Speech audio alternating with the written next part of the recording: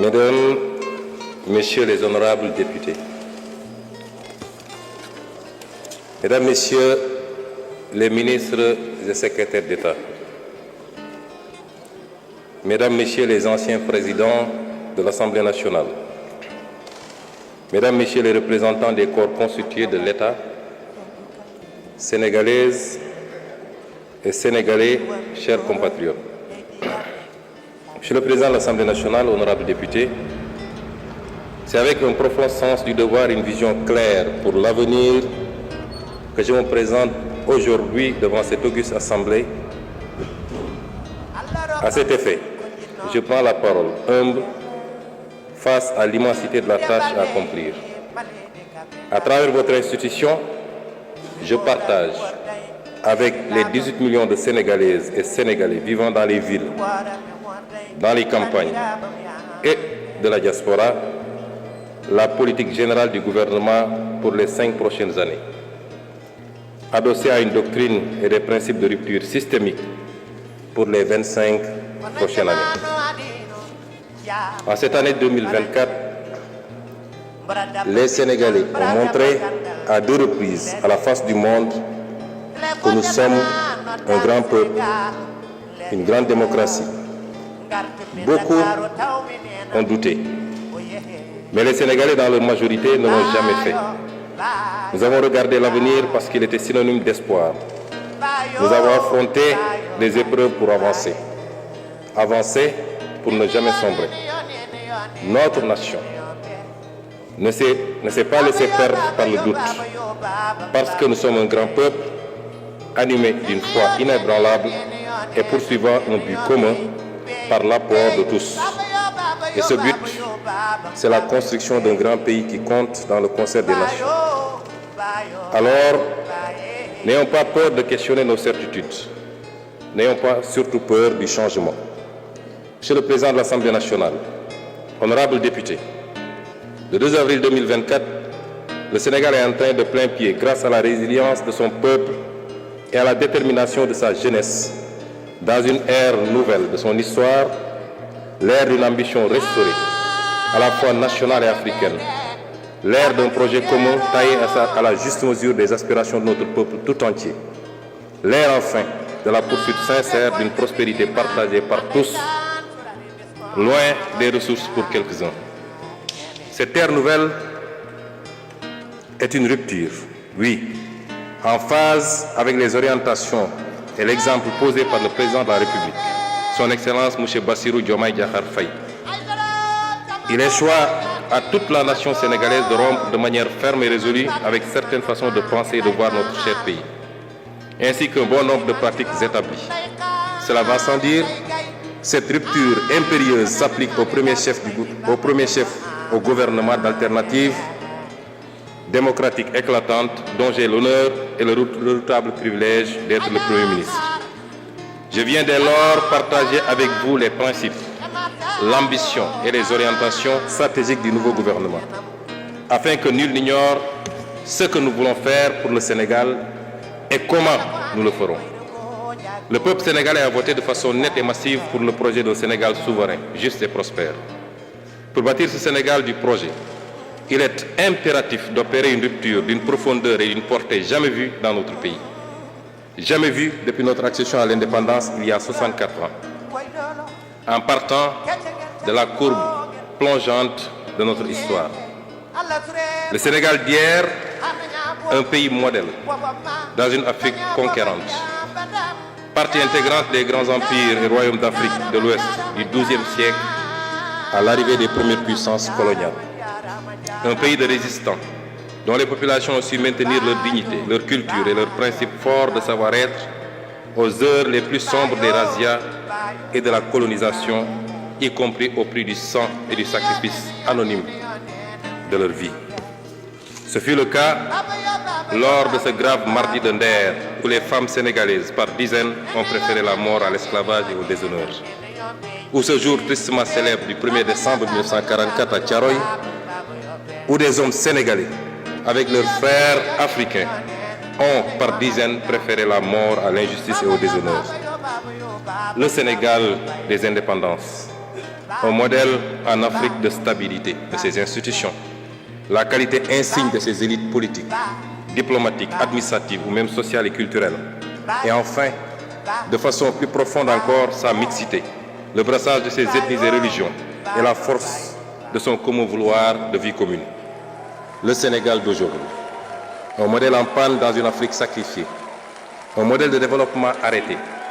64 ans après son indépendance, le Sénégal est resté enfermé dans le modèle économique colonial, exportant ses matières premières, or, poisson, arachide, phosphate, zircon, pétrole et bientôt gaz, avec peu de valeur ajoutée, et important les produits finis.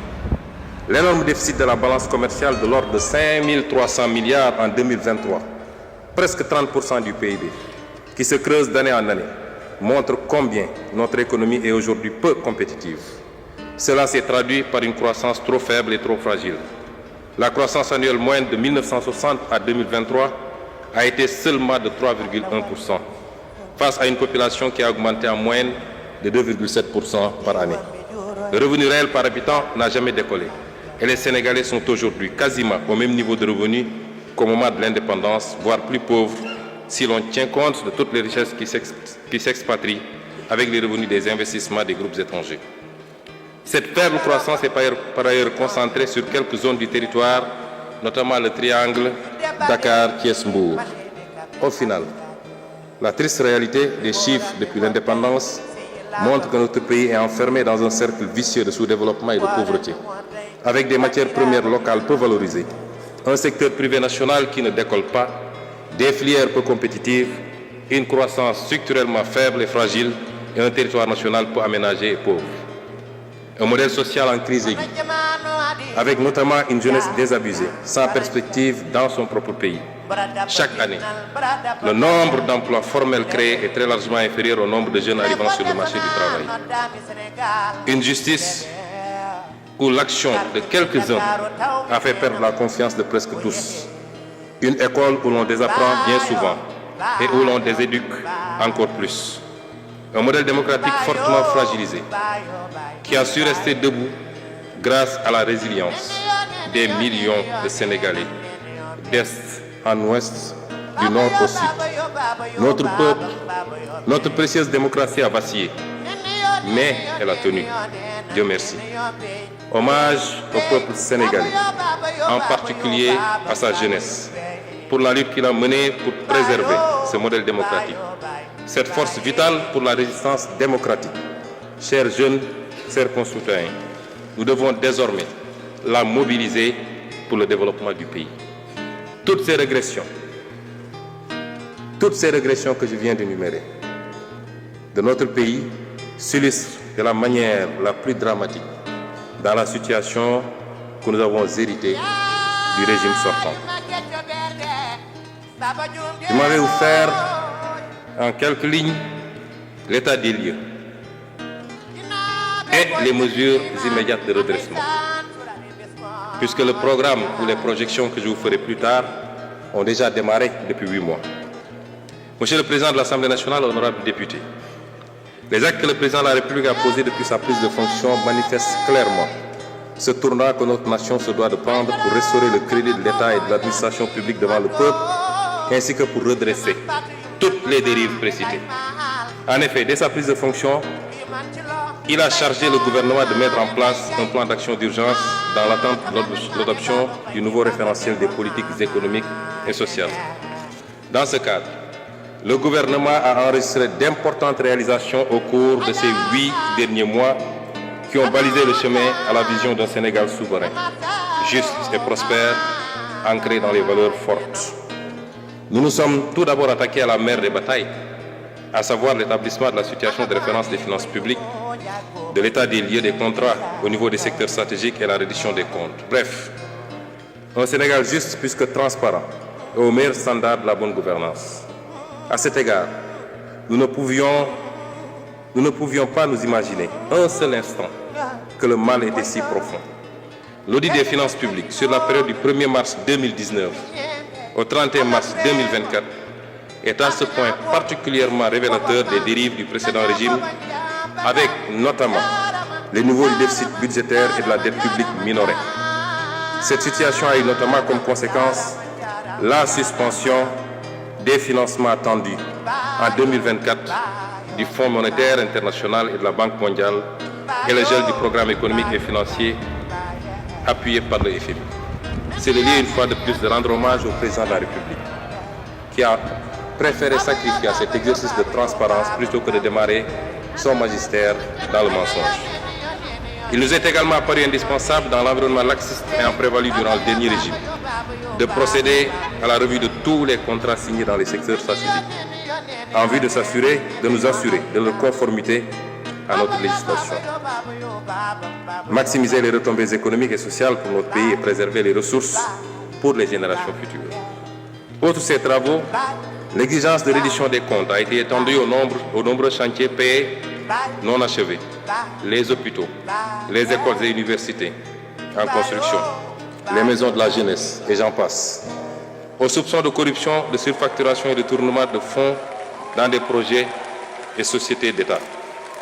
Toujours dans ce registre, il a été procédé à l'audit des ressources humaines, trouvées sur place par les différents ministres à leur prise de fonction pour traquer tous les recrutements indus sous la forme de personnel contractuel. Pour donner une idée de l'ampleur des pratiques du régime précédent, le ministère en charge de la fonction publique a recensé environ 29 000 contractuels recrutés en marge de la réglementation en vigueur. De même, pour marquer une rupture nette dans le sens de la bonne gouvernance, le président de la République, le Premier ministre et l'ensemble des membres du gouvernement ont procédé à la déclaration de leur patrimoine dans les délais fixés. Enfin, de graves scandales ont été décelés dans la gestion foncière, qu'il s'agisse de l'occupation du domaine public maritime ou de l'accaparement de terres sans commune mesure par des privés et des sociétés civiles immobilières écrans, au niveau des lotissements des zones foncières, effectués notamment à Dakar, à Thiès, en particulier à Mbourkat. De manière plus grave et répréhensible, il est à noter la prévarication et de la privatisation du patrimoine foncier et bâti de l'État. Pour rester dans ce registre de la bonne gouvernance, je voudrais également évoquer les avancées majeures enregistrées dans l'administration de la justice, dont le fonctionnement a été notablement instrumentalisé par le régime sortant. Une des réalisations majeures dans ce domaine au cours des 8 derniers mois a été l'organisation des assises de la justice avec la participation inclusive des citoyens.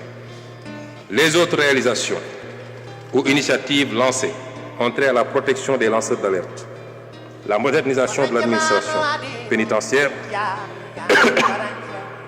et la prise en charge judiciaire des dossiers des victimes de la période préélectorale. À cet effet, en plus de l'inscription budgétaire de crédits destinés aux victimes, il sera proposé à votre auguste Assemblée, dans les semaines à venir, un projet de loi rapportant la loi d'amnistie votée le 6 mars 2024 par la précédente législature. Pour que toute la lumière soit enfin faite et les responsabilités établies, de quelque bord qu'elles se situent.